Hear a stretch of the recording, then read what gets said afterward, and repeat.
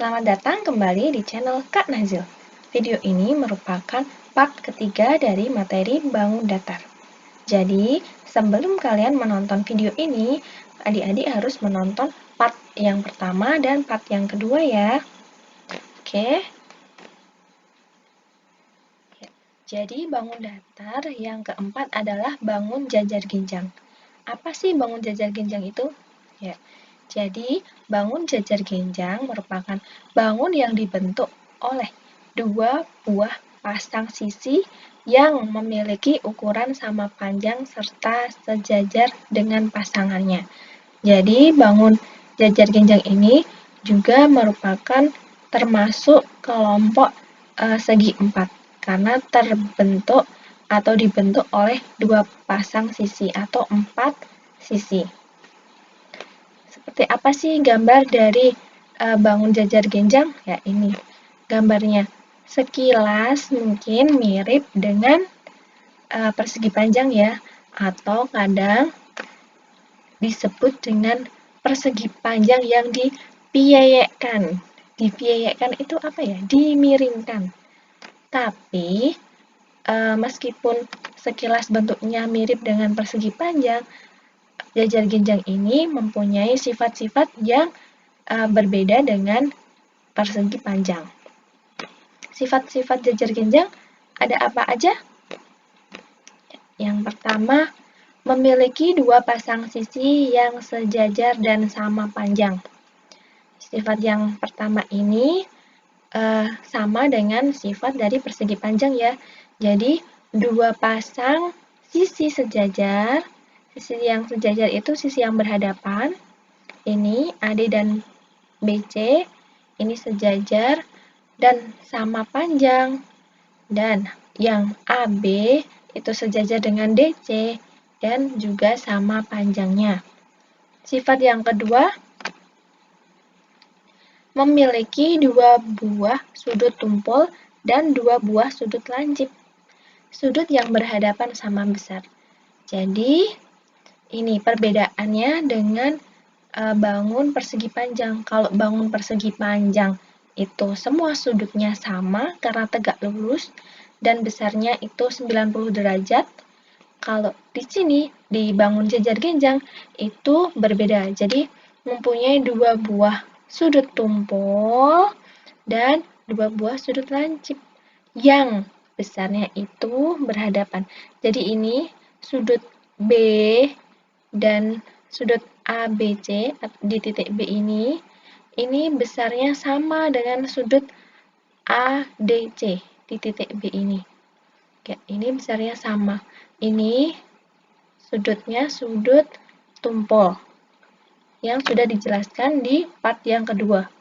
Dan ini A dan C atau sudut BAD dan sudut DCB itu besarnya juga sama. Ini merupakan sudut lancip karena besarnya kurang dari 90 derajat. Selanjutnya, diagonal yang dimiliki tidak sama panjang. Nah, ini juga sifatnya berbeda dari sifat persegi panjang. Kalau di sini diagonal yang dimiliki tidak sama panjang. Jadi diagonal AC itu panjangnya tidak sama dengan diagonal DB. Jadi walaupun sekilas mempunyai panjang sisi yang berhadapan sama panjang, tapi diagonalnya berbeda panjangnya. Coba kita amati. Kita lihat garis BD dan garis AC. Garis BD itu panjangnya lebih pendek dibandingkan dengan garis AC. Kenapa? Coba kita amati lagi. Ini berada lebih masuk dari garis dari bangun persegi. Kalau persegi kan lurus seperti ini. Nah, ini bagian B ini masuk condong ke dalam, sedangkan bangun yang A ini keluar. Dan maksudnya titik. Terus titik yang C ini juga keluar dan titik D ini masuk. Jadi ini akan lebih pendek dibandingkan dengan besar AC, seperti itu. Jika kalian masih ragu, kalian bisa mencoba membuat 4 bangun jajar ginjang dan kalian memotong 2 bangun seperti ini sama panjangnya dan yang satunya seperti ini di sininya. Oke, selanjutnya bangun yang kelima adalah bangun datar trapesium. Bangun datar trapesium adalah bangun yang dibentuk 4 buah sisi dan mempunyai satu pasang sisi sejajar yang tidak sama panjangnya. Kalau ada keterangan dibentuk 4 buah sisi, maka trapesium itu juga termasuk dalam kelompok segi 4. Dan bangun trapesium ini cukup unik ternyata dan agak berbeda dari bangun-bangun yang lain karena mempunyai satu pasang sisi sejajar yang tidak sama panjang. Loh, terus seperti apa bangunnya? Nah, seperti ini gambarnya secara umum trapesium secara umum. Jadi, sisi yang sejajar itu adalah sisi yang berhadapan, sisi ini atas sama sisi bawah. Ini sisi yang sejajar dan panjangnya tidak sama. Seperti itu. Sifat-sifat dari trapesium yang pertama, memiliki sepasang sisi yang sejajar dan tidak sama panjangnya. Seperti yang sudah dijelaskan tadi. Kemudian, mempunyai 3 jenis bentuk yang berbeda. Nah, seperti apa sih bentuk-bentuk dari trapesium itu? Nah, jadi trapesium itu dibagi menjadi 3 macamnya berdasarkan bentuknya. Yang pertama adalah trapesium sama kaki. Ingat, kalau kakinya sama berarti panjang AD itu sama panjang BC. Jadi, untuk trapesium sama kaki, sisinya sejajar dan salah satu sisinya itu lebih pendek atau tidak sama panjang, sejajar tapi tidak sama panjang, dan kakinya sama panjangnya. AD sama dengan BC. Selanjutnya ada trapesium siku-siku. Masih ingatkah kalian tentang siku-siku? Ya, siku-siku itu identik dengan sudut ya. Besarnya berapa? 90 derajat kan? Kalau sudut 90 derajat itu berarti dibentuk oleh garis yang gak dibentuk oleh garis yang tegak lurus ya. Dapat dilihat di sini, ini tegak lurus AD, tegak lurus dengan DC. Dan AD juga tegak lurus dengan AB. Ini yang disebut dengan trapesium siku-siku karena di sini sudutnya 90 derajat. Seperti trapesium ini dibentuk dengan sepasang sisi yang sejajar dan tidak sama panjangnya dan sudutnya 90 derajat. Karena tadi sudutnya tegak lurus yang besarnya 90 derajat, maka disebut trapesium siku-siku. Yang ketiga adalah trapesium sembarang. Kalian masih ingat tidak dengan penjelasan di part kedua tentang segitiga sembarang? Kalau segitiga sembarang kan sisinya namanya sembarang, berarti sisi panjang sisinya juga sembarangan kan? Nah, ini juga sama juga dengan trapesium sembarang. Jadi, trapesium sembarang ini sisi-sisinya itu sembarangan. Sembarangan itu apa? Gimana maksudnya Kak Nazil? Ya, panjangnya itu tidak sama. Jadi panjang AB itu tidak sama dengan DC walaupun ini sejajar. Kemudian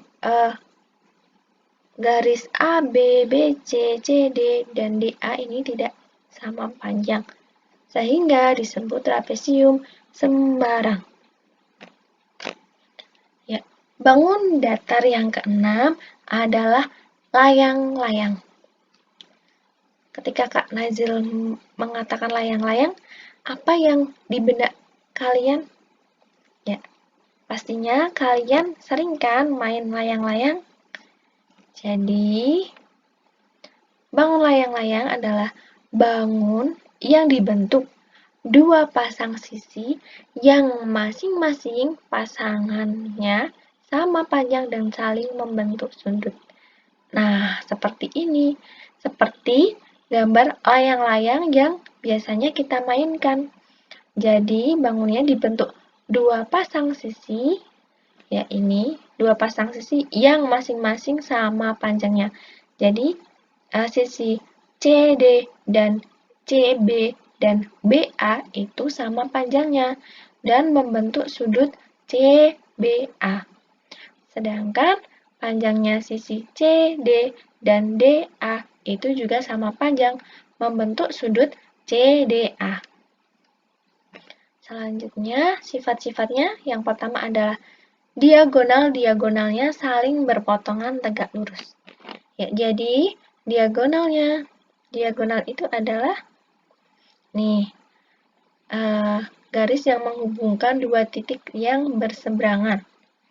Itu adalah pengertian dari diagonal bangun. Jadi diagonal BD itu tegak lurus dengan diagonal CA dan saling berpotongan. Sifat selanjutnya adalah salah satu diagonal bangun ini membagi dua sama panjang diagonal yang lain. Jadi, yang mana kira-kira? Yang membagi sama panjangnya? Ya, diagonal yang BD. Diagonal BD ini membagi panjang CA ini menjadi dua bagian yang sama panjangnya.